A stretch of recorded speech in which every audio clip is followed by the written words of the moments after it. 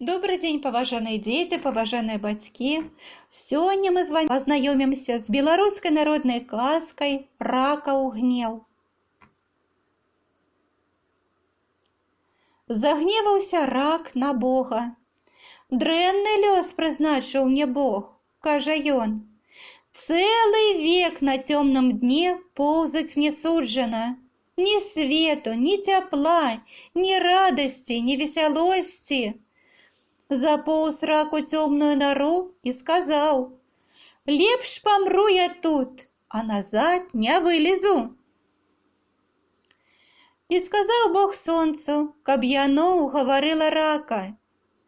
Бліснула сонейка сваімі коскамі свету і прамовіла: «Рача, рача, не гневайся, усім Бог прызначыў жыццёвую дарогу. Вось бачыш, рача, мільёны гадоў хаджу я той самай дарогай і кожны год пасылаю на зямлю аднолькавую колькасць цяпла і святла. Кожны год бывае сцюдзёная зіма, а па зіме прыходзіць радасная вясна і лецейка. Кожнаму суджана цярпець бяду і нядолю, але кожнага суцяшае радасць і ўцеха. Отпусціся ж, рача, не гневайся. Твоё святло да мяне амаль не даходзіць», – сказаў рак і не вылез з норы. Паслаў Бог ластаўку прасіць рака. «Рача, рача, не гневайся», – прашчабятала ластаўка. «Кожнага ў жыцці спатыкаюць бяда і нядоля. Вось хоць бы ўзяць і маё жыццё. Маленькая і безабаронная я птушачка. І кот, і нават мыш-кажан мяне загрызць могуць. І ястраб, і варона заклююць, і нават верабей з мяне надздзекуецца. А як дзетак сваіх гадую, злепіш гэта гняздзечка дзесь пад страхою. Добра, калі добрыя дзеці будуць у гаспадара, тады я выведу сваіх дзетак. Але часта бываюць распуснікі і споруць палкамі маё гняздзечка, і дзетак маіх знішчаць. Вось і плачу ўсё жыццё па дзетках сваіх. А колькі нас гіне, калі мы пералятаем на зіму ў цёплыя краіны? Богу аднаму ведама». «Ты маеш волю і ведаеш свет», – сказаў рак і яшчэ далей паціснуўся ў нору. Паслаў Бог дрэва. «Рача, рача, не гневайся», – сказала пахілая вярбіна. «Няма больш бяздольнага жыцця, як маё жыццё. Сам бачыш, які лёс мне Бог прызначыў. Вось стаю я на беразе рэчкі цэлае жыццё. Вада агольвае карэнні мае, вецер зрывае лісты мае, пастушкі абразаюць мае галінкі. Узімку я ўся ледзянею ад холаду. А рэчка не мае літасці, і вось падмые яна мае карэнні. І халодная вада пахавае маё цела». «Але ты можаш аглядаць Божы свет», – сказаў рак і з норы не вылез. Сказаў Бог каню, каб ён перапрасіў рака. Падышоў худы конь да рэчкі, страсянуў грываю ды сумна апусціў галаву. «Рача, рача», – прамовіў ён, – «што ты ўздумаў? Паміраць хочаш?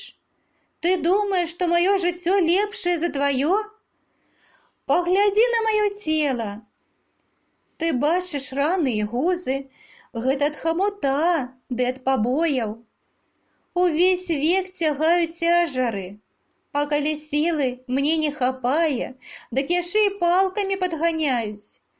Адзіная ўцеха, калі выдарацца добры гаспадар, дык часам па шыі пахлопае, пахваліць мяне за шчырую працу, і ўсё ж такі я не хачу паміраць».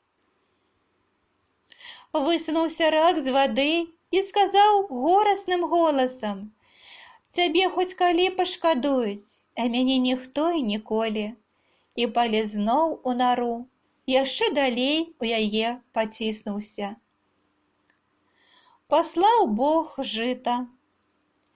Скланіла жыцейка свой каласок над рэчкаю, ды прыемным галаском прамовіла: «Радша, радша, не гневайся, паслухай ды паглядзі на маё жыццё. Вось калі мае зярняткі кідаюць у сырую зямліцу, я пускаю чырвоненькі парастак, радасна мне. Неўзабаве пышную, густою, зялёную рунню пакрываю я зямліцу. Кажуць усе: вось хорошая рунь, і цешыцца з мяне, ды нядоўга трывае мая ўцеха.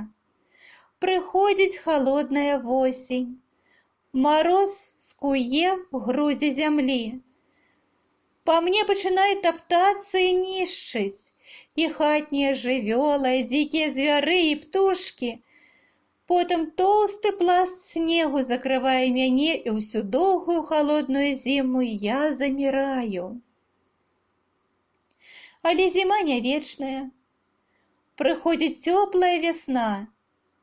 Злазіць снег з палёў, падымаецца сонейка і пасылае цяпло на зямлю.